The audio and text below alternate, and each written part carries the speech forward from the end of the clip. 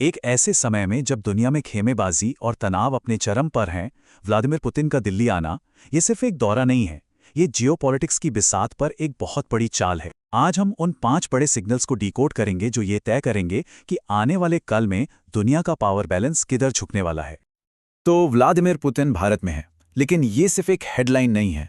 असल में ये एक ऐसा जियोपॉलिटिकल इवेंट है जिस पर वॉशिंगटन से लेकर बीजिंग तक हर किसी की नज़रें गड़ी हुई हैं।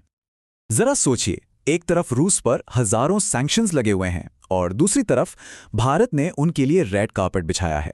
ये अपने आप में ही इतना बड़ा बयान है कि दुनिया भर के एक्सपर्ट्स इसका मतलब निकालने में जुट गए हैं। तो सवाल यही उठता है कि क्या ये सिर्फ 2 पुराने दोस्तों की मुलाकात है या फिर अमेरिका के लिए एक बहुत बड़ा संकेत? क्या भारत 2 सुपर पावर्स के बीच में कहीं फंस गया है या फिर भारत ही वो किंगमेकर है जो इस नए वर्ल्ड ऑर्डर का रुख तय करने वाला है? चलिए इस विजिट के असली मतलब को समझते हैं। हम उन 5 बड़े पॉइंट्स पर बात करेंगे जो दिखाते हैं कि भारत अब किसी के दबाव में नहीं बल्कि अपनी फॉरेन पॉलिसी की स्क्रिप्ट खुद लिख रहा है। तो पहला और सबसे जरूरी सिग्नल छिपा है हमारे नेशनल सिक्योरिटी और डिफेंस डील्स में। ये इंडिया रशिया रिलेशन की हमेशा से नींव रही है, लेकिन अब इस नींव पर एक बिल्कुल नई और कहीं ज्यादा मजबूत इमारत बन रही है। ये आंकड़ा देखिए जरा। आज भी हमारी आर्मी, नेवी और एयरफोर्स के 60 से 70% हथियार और इक्विपमेंट रशियन ओरिजिन के हैं। S-400 मिसाइल डिफेंस सिस्टम हो या न्यूक्लियर सबमरीन, हमारी सैन्य ताकत का एक बहुत बड़ा हिस्सा इसी पार्टनरशिप पर टिका है। और देखिए, यहीं पर सबसे बड़ा बदलाव आया है।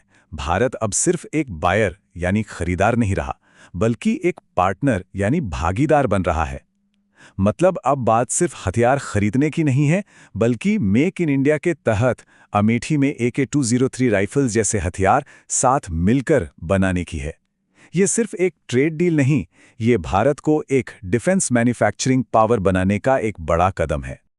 चलिए अब आते हैं दूसरे बड़े पिलर पर, और ये शायद डिफेंस से भी ज्यादा जरूरी है।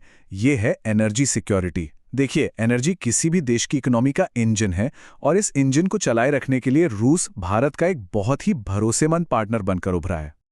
इस चार्ट पर एक नजर डालिए। जब पूरी दुनिया में तेल के दाम आसमान पर थे, तब भारत ने रूस से भारी डिस्काउंट पर रिकॉर्ड तोड़ कच्चा तेल खरीदा। इससे हुआ क्या? भारत ने न सिर्फ अरबों डॉलर बचाए, बल्कि अपनी इकोनॉमी को ग्लोबल झटकों से भी महफूज रखा। और अब तो एक लॉन्ग टर्म डील की भी बात चल रही है, जो भारत की एनर्जी सिक्योरिटी की तस्वीर हमेशा के लिए बदल सकती है। और ये कहानी सिर्फ पेट्रोल और डीजल तक ही सीमित नहीं है। रूस भारत में नए न्यूक्लियर रिएक्टर्स भी बना रहा है, जो आने वाले समय में हमारी बिजली की ज़रूरतों को पूरा करेंगे। और बात तो सीधी सी है, अगर बिजली सस्ती मिलेगी, पेट्रोल सस्ता मिलेगा, तो इसका सीधा असर हम सबकी जेब पर पड़ेगा। अब आता है तीसरा सिग्नल, और ये वो सिग्नल है जिससे पश्चिमी देश, खासकर अमेरिका, सबसे ज्यादा परेशान है। ये एक नए वर्ल्ड ऑर्डर की आहट है, एक ऐसी दुनिया जहां डॉलर का एक छत्र राज शायद खत्म हो जाए। ये शब्द है डी-डॉलराइजेशन। इसका सीधा सा मतलब है कि इंटरनेशनल ट्रेड के लिए अमेरिकी डॉलर पर अपनी निर्भरता को कम करना। अब देखिए, रूस पर इतने प्रतिबंध लगे हैं कि वो डॉलर में ट्रेड कर नहीं सकता, और भारत इस मौके को एक नई व्यवस्था बनाने में इस्तेमाल करना चाहता है। तो ये होगा कैसे? पहला कदम, रुपए और रूबल में सीधा व्यापार, डॉलर को बीच से हटा दो। दूसरा कदम, भारत के UPI और रूस के मिर पेमेंट सिस्टम को आपस में जोड़ना, ताकि लेन देन और आसान हो जाए। अगर ये सिस्टम कामयाब हो जाता है, तो ये दुनिया को एक बहुत बड़ा मैसेज देगा कि ग्लोबल ट्रेड का सिर्फ एक ही रास्ता नहीं है। ये दिखाता है कि दुनिया अब यूनिपोलर नहीं बल्कि मल्टीपोलर हो चुकी है, और भारत उस नए वर्ल्ड ऑर्डर का एक बहुत जरूरी पोल है। चौथा बड़ा सिग्नल जुड़ा है कनेक्टिविटी से। ये एक ऐसा नया ट्रांसपोर्ट कॉरिडोर है जो चीन के बेल्ट एंड रोड इनिशिएटिव के सामने भारत और रूस का एक मास्टर स्ट्रोक साबित हो सकता है।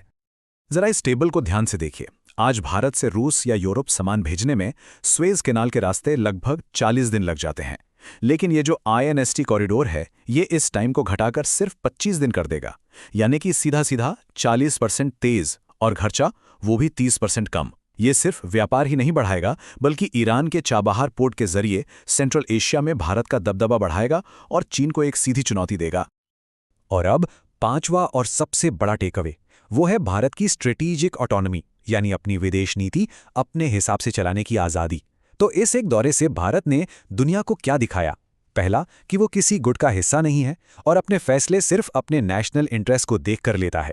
दूसरा, भारत ने सस्ता तेल और एडवांस डिफेंस टेक्नोलॉजी दोनों को सिक्योर किया। तीसरा, ये पक्का किया कि रूस पूरी तरह से चीन के कैंप में ना चला जाए। और चौथा, इसने भारत रूस की ऑल वेदर फ्रेंडशिप को और मजबूती दी है। तो इस पूरे विश्लेषण के बाद आखिर में सवाल यही बचता है कि भारत के लिए आगे का रास्ता क्या है? क्या भारत को रूस के साथ अपनी दशकों पुरानी दोस्ती को और गहरा करना चाहिए, या फिर बदलते हुए वक्त को देखते हुए अमेरिका की तरफ ज्यादा झुकना चाहिए? ये एक बहुत ही मुश्किल सवाल है और इसका जवाब शायद इन दोनों के बीच संतुलन साधने में ही छिपा है।